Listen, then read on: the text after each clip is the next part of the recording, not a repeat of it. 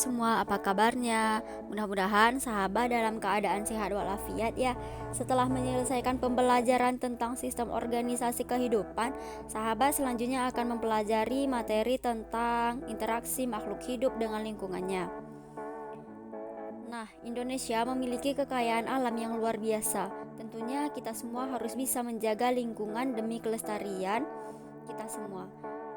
Nanti kalian akan menemukan berbagai istilah seperti habitat, populasi, ekosistem, biotik, abiotik, dan masih banyak lagi. Mari kita pahami bersama dan nantinya setelah kita semua mempelajari materi ini, kita bisa lebih menjaga dan mencintai lingkungan sekitar kita. Yuk kita simak video berikut ini. Apakah kalian tahu apa itu yang dimaksud dengan lingkungan?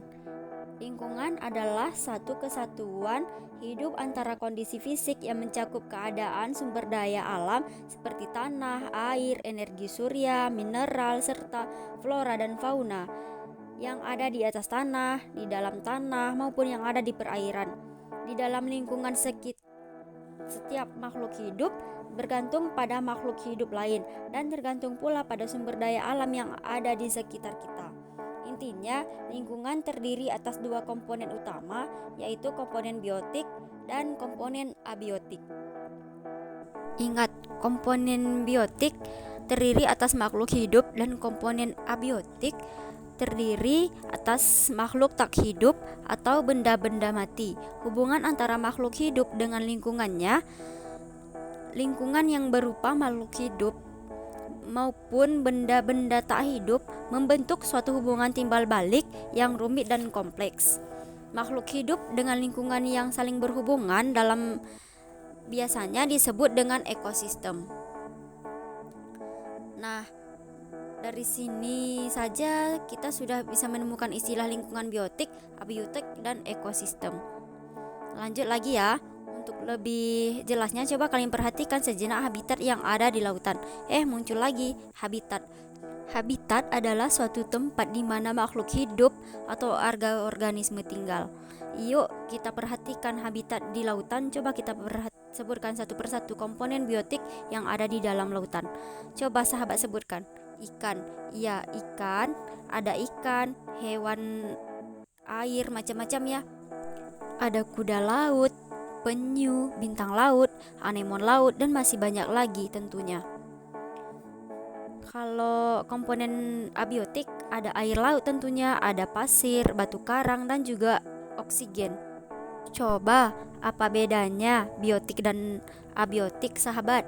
Yang pertama, komponen mengacu pada makhluk hidup atau organisme. Artinya semua makhluk hidup di dalam ekosistem termasuk komponen biotik, baik itu manusia, hewan, tumbuhan, hingga makhluk hidup mikroskopik seperti bakteri maupun kombuser. Berdasarkan cara mendapatkan makanannya, komponen biotik itu dibedakan menjadi 3, yaitu ada produsen yang memiliki sifat autotrof, konsumen yaitu memiliki sifat adalah heterotrof, dan pengurai atau deskomposer. Nah, produsen yang berperan sebagai autotrof itu merupakan komponen biotik atau komponen makhluk hidup yang mampu menghasilkan makanannya sendiri. Tumbuhan dapat membuat makanannya sendiri lewat proses fotosintesis. Nah, yang kedua adalah konsumen yang memiliki peran itu heterotrof. Organisme yang heterotrof adalah komponen biotik atau makhluk hidup yang tidak dapat menghasilkan makannya sendiri dan bergantung pada organisme lain sebagai bahan makanan. Hewan termasuk sebagai konsumen atau organisme heterotrof. Begitu juga dengan manusia. Manusia juga heterotrof. Nah, terdapat 3 jenis konsumen berdasarkan dari sumber makanan yang dimiliki, antara lain ada karnivora, yaitu sumber makanannya adalah daging.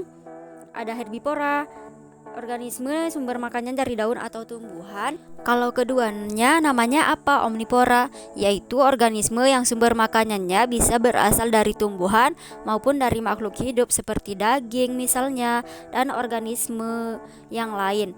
Nah, Peran yang ketiga yaitu pengurai atau deskomposer adalah organisme yang bertugas untuk menguraikan sisa-sisa makhluk hidup lainnya yang telah mati untuk dijadikan mineral dan unsur hara tanah. Tentunya dengan adanya deskomposer membuat keseimbangan ekosistem ini tetap terjaga.